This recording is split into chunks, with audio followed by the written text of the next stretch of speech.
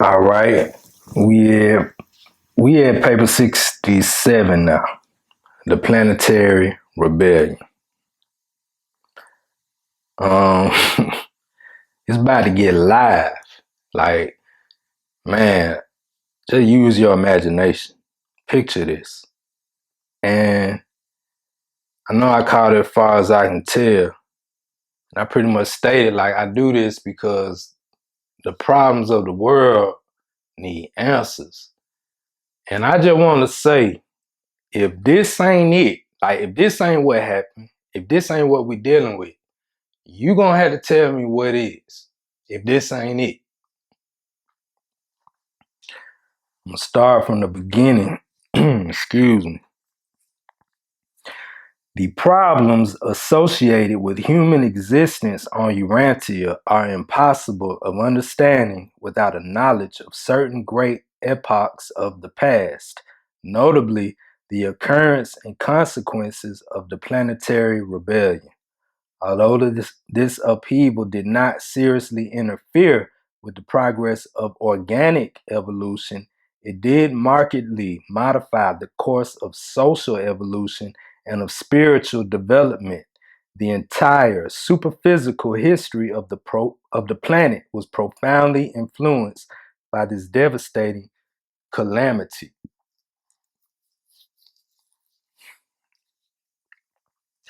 Part 1. The Caligastia Betrayal.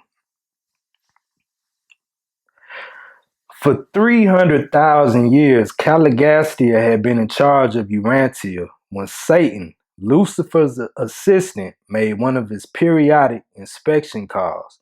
And when Satan arrived on the planet, his appearance in no way resembled your caricatures of his nefarious majesty. He was, and still is, a Lanonandic son of great brilliance. Quote, and no marvel, for Satan himself is a brilliant creature of light. End quote. In the course of this inspection, Satan informed Caligastia of Lucifer's then proposed Declaration of Liberty. And as we now know, the prince agreed to betray the planet upon the announcement of the rebellion. The local universe personalities looked with peculiar disdain upon Prince Caligastia because of this premeditated betrayal of trust. Satan came down here, told Caligastia what was happening on high with this Lucifer rebellion. Probably told him like, "Look, man, this world is yours. You can run it. You're gonna be the god of this planet when we do this." And he was like, "Yeah, okay."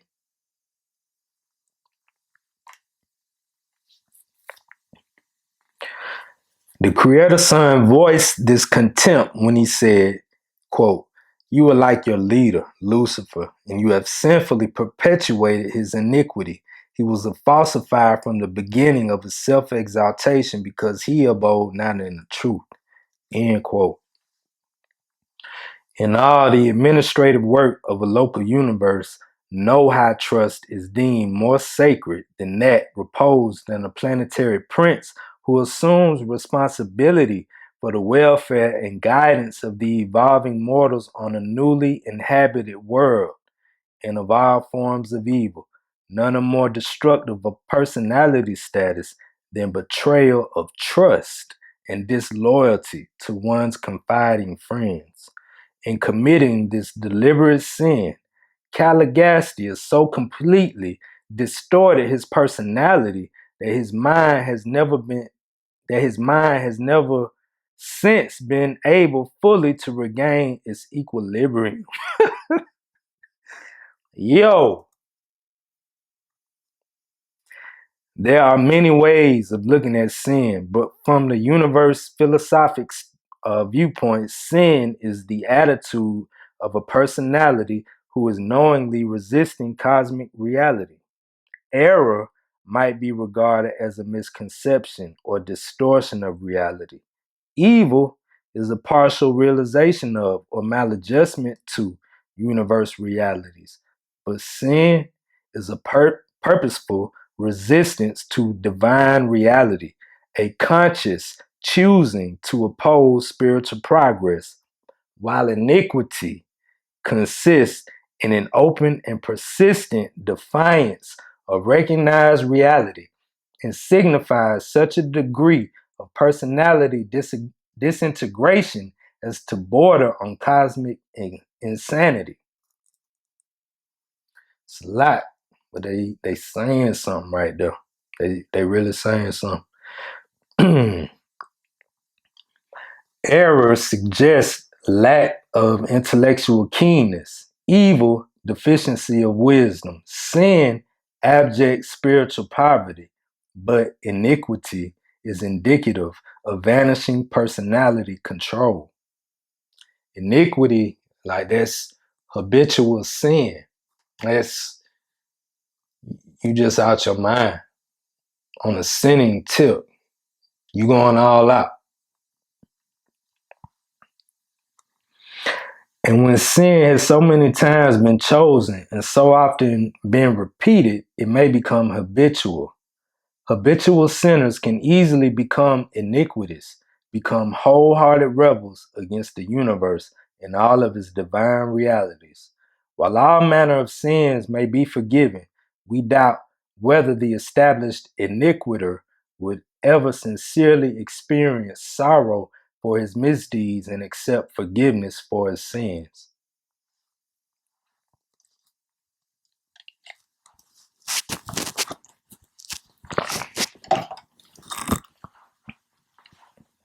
Excuse me. Part two, the outbreak of rebellion. Shortly after Satan's inspection, and when the planetary administration was on the eve of the realization of great things on Urantia, one day, midwinter of the northern continents, Caligastia held a prolonged conference with his associate, Caligastia, after which the latter called the 10 Councils of Urantia in session extraordinary. Caligastia already knew, like, yo, I'm about to become the god of this planet. With this Lucifer rebellion. Yo, Caligastia, that's what we finna do. Caligastia is with it. I already mentioned they got 10 councils. This is the staff that he brought from up on high down here. Superhuman beings on top of all this.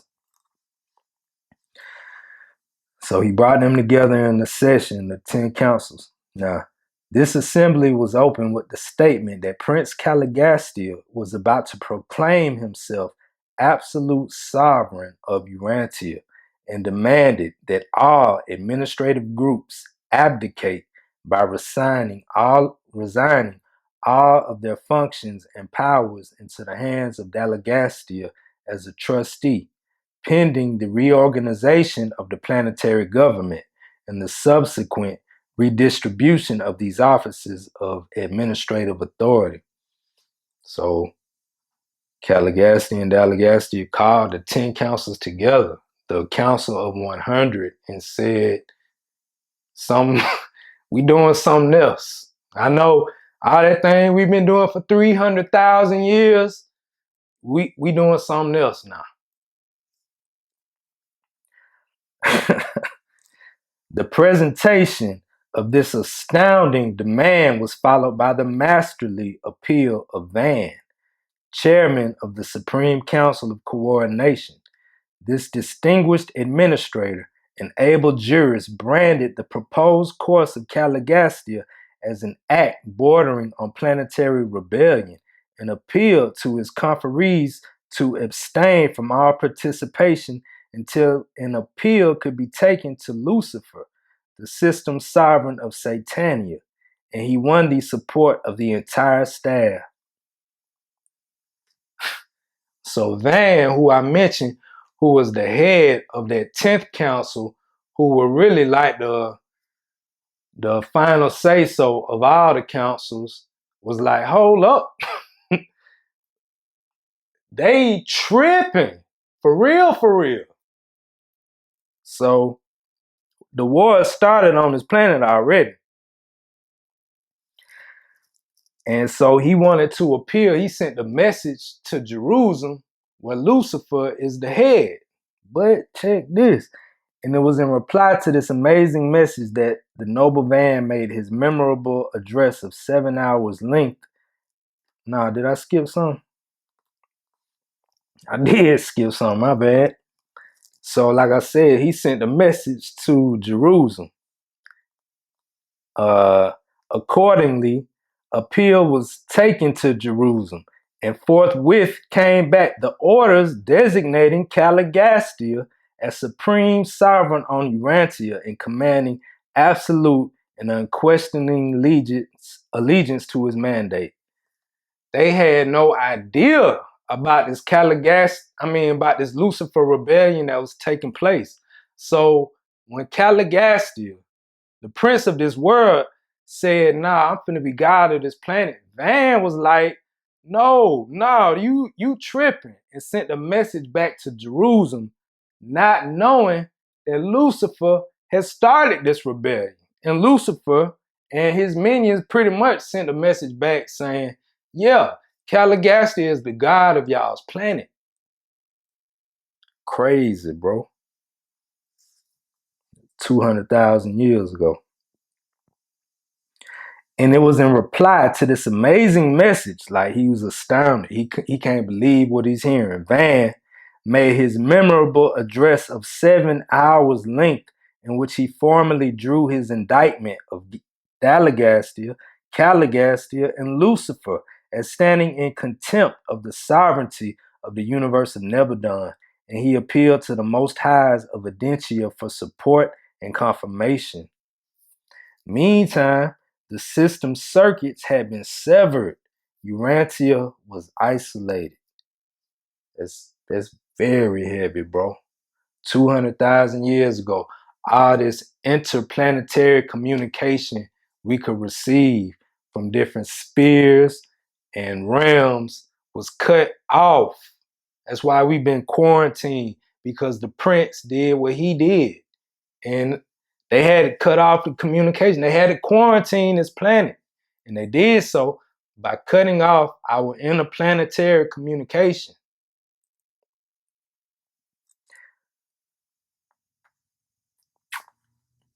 Damn, where I'm at. Yeah, meantime, the system circuits had been severed. Urantia was isolated. Every group of celestial life on the planet found itself suddenly and without warning isolated, utterly cut off from all outside counsel and advice. Not only was the prince's staff down here, all sorts of angels and different orders of being was on this planet when this happened. And everything, just imagine your life. They hit the switch and cut their internet off. Now, multiply that by, the 10th power, the 100th power. This is some major things that are taking place. Caligastia formally proclaimed Caligastia, god of Urantia and supreme over all. With this proclamation before them, the issues were clearly drawn, and each group drew off by itself and began deliberations, discussions destined eventually to determine the fate of every superhuman personality on the planet. Seraphim and cherubim, angels, and other celestial beings were involved in the decisions of this bitter struggle, this long and sinful conflict. Many superhuman groups that chanced to be on Urantia at the time of its isolation were detained here, and, like the Seraphim and their associates, were compelled to choose between sin and righteousness, between the ways of Lucifer and the will of the unseen Father. For more than 7 years, this struggle continued, not until every personality concerned had made a final decision would or did the authorities of Urantia interfere or intervene. Everybody that was of a superhuman origin had to make a decision on who they was rocking with, a final decision. And it took 7 years for them to do that. Not until then did Van and his loyal associates receive vindication and released from their prolonged anxiety and intolerable suspense. Excuse.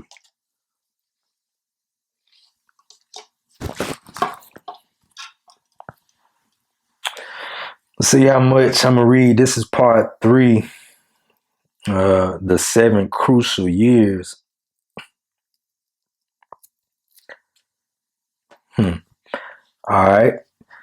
The outbreak of rebellion on Jerusalem, the capital of Satania, was broadcast by the Melchizedek Council. The emergency Melchizedeks were immediately dispatched to Jerusalem, and Gabriel volunteered to act as the representative of the Creator Son whose authority had been challenged. With this broadcast of the fact of rebellion in Satania, the system was isolated, quarantined from her sister systems. Tongue twist. There was war in heaven, the headquarters of Satania, and it spread to every planet in the local system. Check this. On Urantia, 40 members of the corporeal staff of 100, including Van, refused to join the insurrection. The staff that Caligastia came down here with from Jerusalem, them 100 ascendant beings, that 100, only 40 of them stayed down for the real. 60 of them went astray. Many of the staff's human assistants, modified and otherwise, were also brave and noble defenders of Michael and his universe government. There was a terrible loss of personalities among seraphim and cherubim. A lot of angels got swept up in the Lucifer rebellion from this planet. Almost one half of the administrator and transition seraphim assigned to the planet joined their leader and Caligastia in support of the cause of Lucifer. 40,119 of the primary midway creatures joined hands with Caligastia, but the remainder of these beings remained true to their trust. There was only 50,000 of them. 40,119 midway creatures, the ones I talked about, out of 50,000 went with Prince Caligastia and the Lucifer Rebellion, these unseen rebel midway creatures. The traitorous prince marshaled the disloyal midway creatures and other groups of rebel personalities and organized them to execute his bidding, while Van assembled the loyal midwayers and other faithful groups and began the great battle for the salvation of the planetary staff and other marooned celestial personalities. During the times of this struggle, the Loyalists dwelt in an unwalled and poorly protected settlement a few miles to the east of Dalmatia, but their dwellings were guarded day and night by the alert and ever watchful loyal midway creatures, and they had possession of the priceless Tree of Life. Excuse me, I talked about earlier that Tree of Life that was able to sustain all these superhuman personalities and their associates. They're saying the loyal midway creatures grabbed hold of that Tree of Life and guarded it and protected it so that none of these rebels could eat from it, because it's their fruit from the Tree of Life that was sustaining them for centuries, millennia even.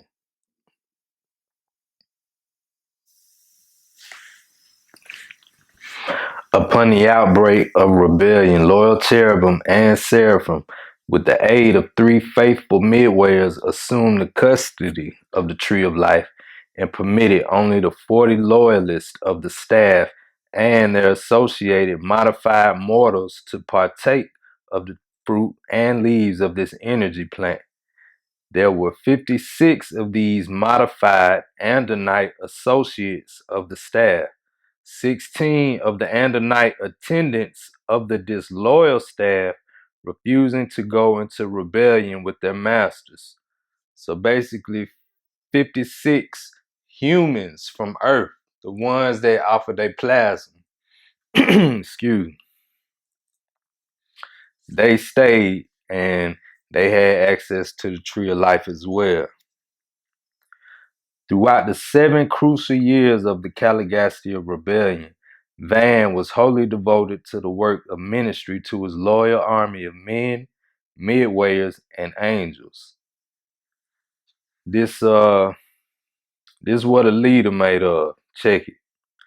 The spiritual insight and moral steadfastness which enabled Van to maintain such an unshakable attitude of loyalty to the universe government was the product of clear thinking, wise reasoning, logical judgment, sincere motivation, unselfish purpose, intelligent loyalty, experiential memory, disciplined character, and the unquestioning dedication of his personality to the doing of the will of the Father in paradise. Van was hard.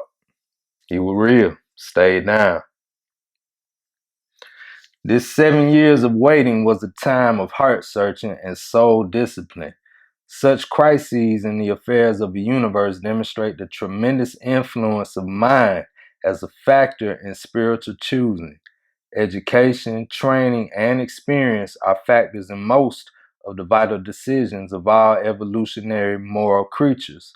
But it is entirely possible for the indwelling spirit to make direct contact with the decision determining powers of the human personality so as to empower the fully consecrated will of the creature to perform amazing acts of loyal devotion to the will and the way of the Father in paradise.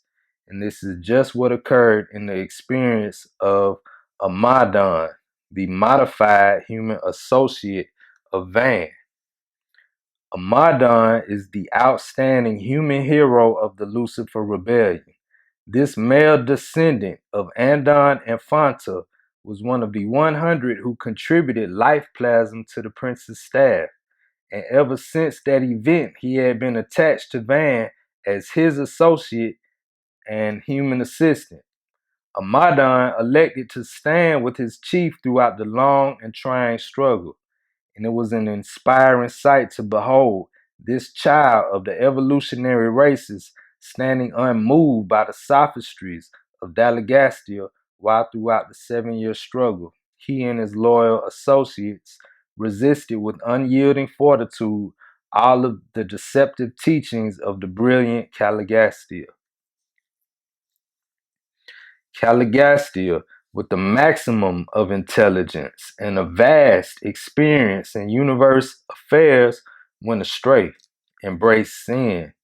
Amadon, with the minimum of intelligence and utterly devoid of universe experience, remained steadfast in the service of the universe and in loyalty to his associate.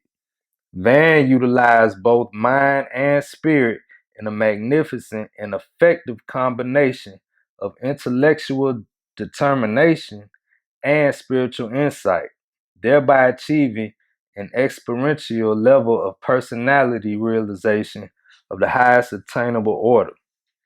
Mind and spirit, when fully united, are potential for the creation of superhuman values, even Morantia realities. Morantia, that soul realm. There is no end to the recital of the stirring events of these tragic days, but at last the final decision of the last personality was made, and then, but only then, did the Most High of Adentia arrive with the emergency Melchizedeks to seize authority on Urantia. The Caligastia panoramic records on Jerusalem were obliterated, and the probationary era of planetary rehabilitation was inaugurated. Honestly, a lot of that was pretty straightforward. It's kind of dense, but they pretty much they telling you, you know, what happened during them 7 years. Part 4, the Caligastia 100 after rebellion. When the final roll was called, the corporeal members of the prince's staff were found to have aligned themselves as follows. Van and his entire court of coordination had remained loyal. Aang and 3 members of the Food Council had survived. The Board of Animal Husbandry were all swept into rebellion, as were all of the Animal Conquest advisors. Fad and 5 members of the educational faculty were saved. Nod and all of the Commission on Industry and Trade joined Caligastia. Hap and the entire College of Revealed Religion remained loyal with Van and his noble band. Lut and the whole Board of Health were lost. The Council of Art and Science remained loyal in its entirety, but Tut and the Commission on Tribal Government all went astray. Thus were 40 out of the 100 saved, later to be transferred to Jerusalem, where they resumed their paradise journey. Damn, they got a story to tell. The 60 members of the planetary staff who went into rebellion chose Nod as their leader. They worked wholeheartedly for the rebel prince, but soon discovered that they were deprived of the sustenance of the system life circuits. They awakened to the fact that they had been degraded to the status of mortal beings. They were indeed superhuman, but at the same time material and mortal. In an effort to increase their numbers, Caligastia ordered immediate resort to sexual reproduction, knowing full well that the original 60 and the 44 modified Andronite associates were doomed to suffer extinction by death sooner or later. After the fall of Dalmatia, the disloyal staff migrated to the north and the east. Their descendants were long known as the Nodites, and their dwelling place as the land of Nod.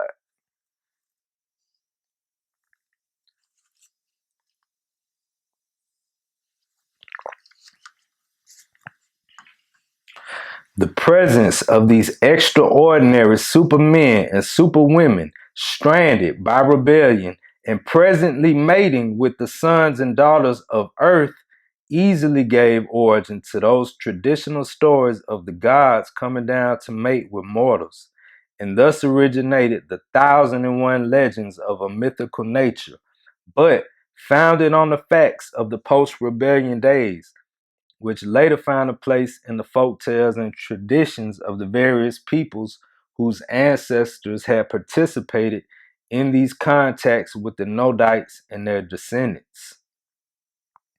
The staff rebels, deprived of spiritual sustenance, eventually died a natural death. They couldn't get to that tree of life. And much of the subsequent idolatry of the human races grew out of the desire to perpetuate the memory of these highly honored beings of the days of Caligastia. When the staff of 100 came to Urantia, they were temporarily detached from their thought adjusters. Immediately upon the arrival of Melchizedek receivers, the loyal personalities, except Van, were returned to Jerusalem and were reunited with their waiting adjusters. That thought adjuster is again that complete spirit of God, that piece, that fragment of all the creator is that he broke off in all of us. That's the thought adjuster. We know not the fate of the 60 staff rebels. Their adjusters still tarry on Jerusalem. Matters will undoubtedly rest as they now are until the entire Lucifer rebellion is finally adjudicated and the fate of all participants decreed. It was very difficult for such beings as angels and midwayers to conceive of brilliant and trusted rulers like Caligastia and Caligastia going astray, committing traitorous sin. Those beings who fell into sin, they did not deliberately or premeditatedly enter upon rebellion, were misled by their superiors, deceived by their trusted leaders. it was likewise easy to win the support of the primitive-minded evolutionary mortals. The vast majority of all human and superhuman beings who were victims of the Lucifer rebellion on Jerusalem and the various misled planets have long since heartily repented of their folly, and we truly believe that all such sincere penitents will in some manner be rehabilitated and restored to some phase of universe service when the Ancients of Days finally complete the adjudication of the affairs of the Satanic rebellion, which they have so recently begun. I'm really just reading through a lot of this because it is kind of, if you keeping up, it's fairly straightforward what they saying right about now. This part 5, immediate results of rebellion. Great confusion reigned in Dalmatia, and thereabout for almost 50 years after the instigation of rebellion. The complete and radical reorganization of the whole world was attempted. Revolution displaced evolution as the policy of cultural advancement and racial improvement. Among the superior and partially trained sojourners in and near Dalmatia, there appeared a sudden advancement in cultural status. But when these new and radical methods were attempted on the outlying peoples, indescribable confusion and racial pandemonium was the immediate result. Liberty was quickly translated into license by the half-evolved primitive man of those days. Basically saying they ain't know what to do with that idea of liberty. Just do what you want. Just mean to them, do what you want, whatever the hell that is. And so it was wild, pandemonium. And that was 200,000 years ago. It still seemed wild. Very soon after the rebellion, the entire staff of sedition were engaged in energetic defense of the city against the hordes of semi-savages who besieged its walls as a result of the doctrines of liberty which had been prematurely taught them. Outsiders went wild and rode up on Dalmatia. Just wild. And years before the beautiful headquarters went down beneath the southern waves, the misled and mistaught tribes of the Dalmatia hinterland had already swept down in semi-savage assault on the splendid city, driving the secession staff and their associates northward. The Caligastia scheme for the immediate reconstruction of human society in accordance with his ideas of individual freedom and group liberties proved a swift and more or less complete failure. Society quickly sank back to its old biologic level, and the forward struggle began all over. Damn, like they wasted 300,000 years, essentially, is what they saying, by them going with this rebellion.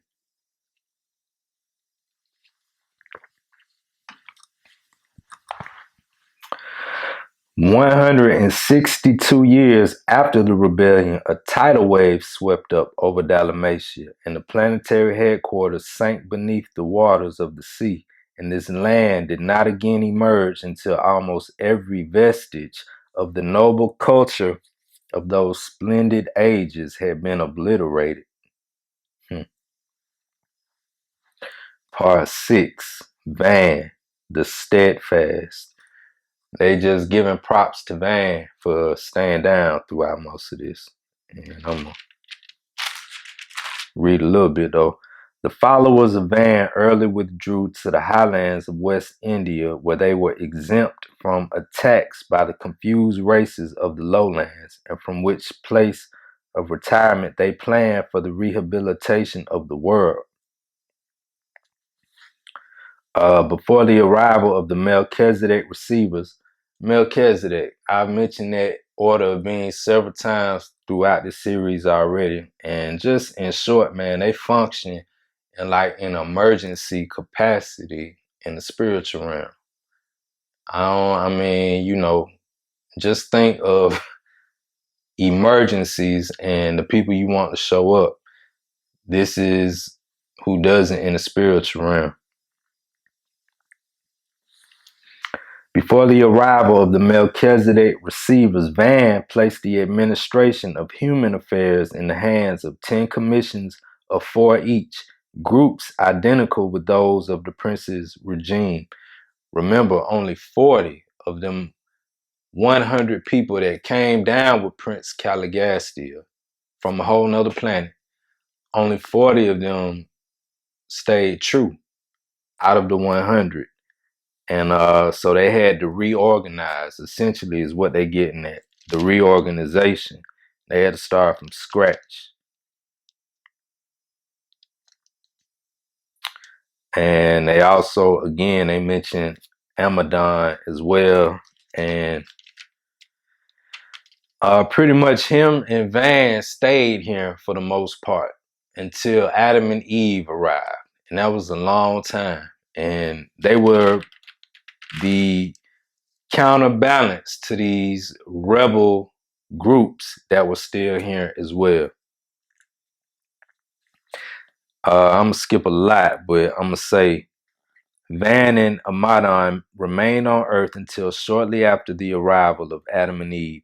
Some years thereafter, they were translated to Jerusalem, where Van was reunited with his waiting adjuster. Van now serves in behalf of Urantia, while awaiting the order to go forward on the long, long trail to paradise perfection.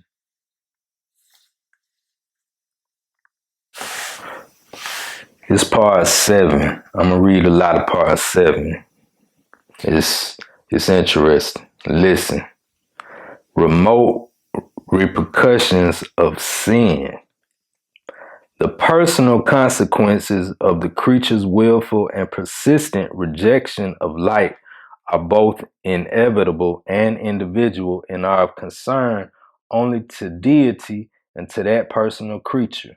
Such a soul-destroying harvest of iniquity is the inner reaping of the iniquitous will creature.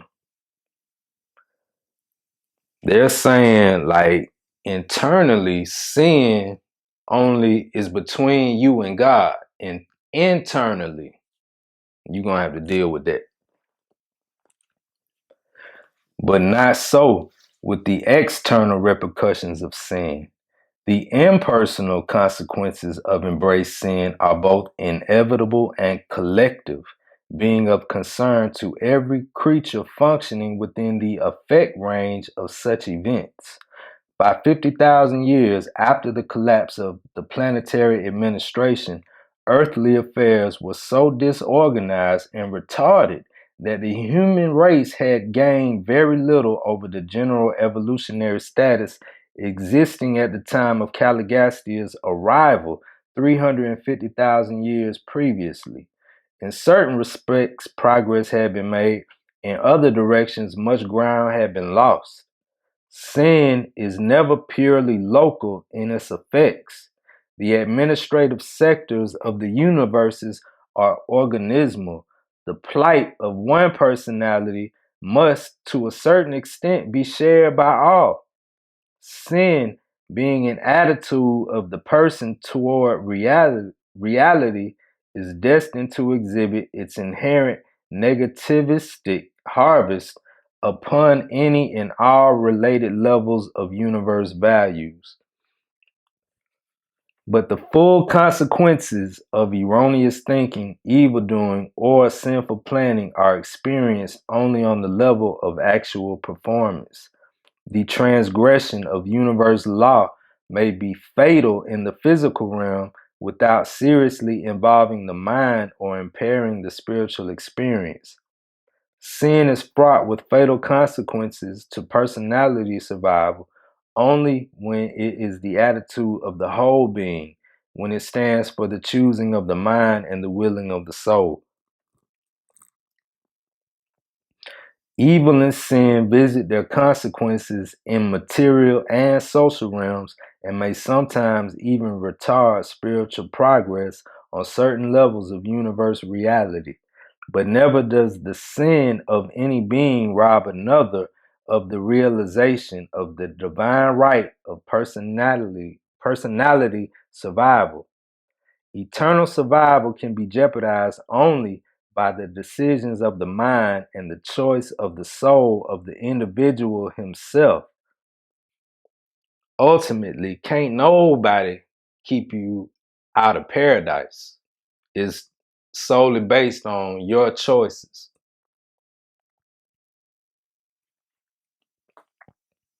Sin on Urantia did very little to delay biologic evolution, but it did operate to deprive the mortal races of the full benefit of the Adamic inheritance. Uh, they just talking about what's going to happen with Adam and Eve, but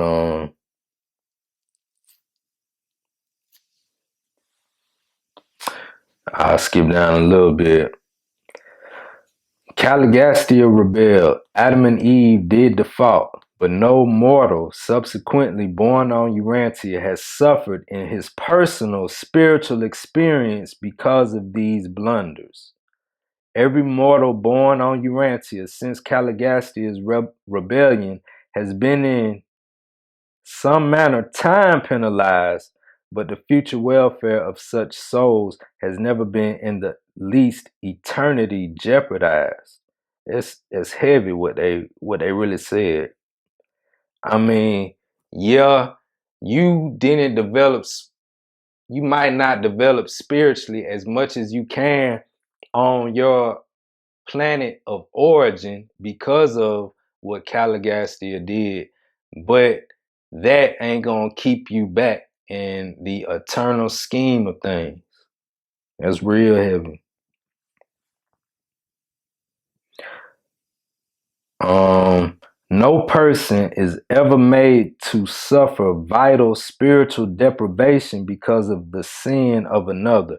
Sin is wholly personal as to moral guilt or spiritual consequences, notwithstanding its far flung repercussions in administrative, intellectual, and social domains. While we cannot fathom the wisdom that permits such catastrophes, we can always discern the beneficial outworking of these local disturbances as they are reflected out upon the universe at large. Um, yeah, man, it's pretty. That was heavy to me. And the last and final part of this planetary rebellion, they call it. This is part 8, the human hero of the rebellion. And it's about Amadon and him staying down and just really giving props to him. And I'll read a little bit of this. The Lucifer rebellion was withstood by many courageous beings on the various worlds of Satania, but the records of Salvington, that's the capital of Nebadon, our local universe, portray Amadon as the outstanding character of the entire system in his glorious rejection of the flood ties of sedition and in his unswerving devotion to Van. They stood together unmoved in their loyalty to the supremacy of the invisible Father and his son Michael. And it's interesting, man. They pretty much go on to say that up on high in heaven, so to say, they were essentially watching the news about what was happening on our planet. And it was like the talk, like, well, what happened? Is Amadon still down? Is he still repping?